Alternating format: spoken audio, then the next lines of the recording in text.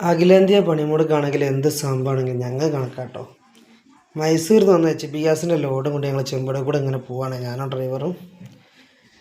ഇപ്പോൾ ഒരു ചേട്ടനിവിടെ പത്രം വായിച്ചിരിക്കുന്നുണ്ട്, പിന്നെ ഒരു ചേട്ടൻ അപ്പുറത്ത് കൂടെ നടന്നു വരുന്നുണ്ട്.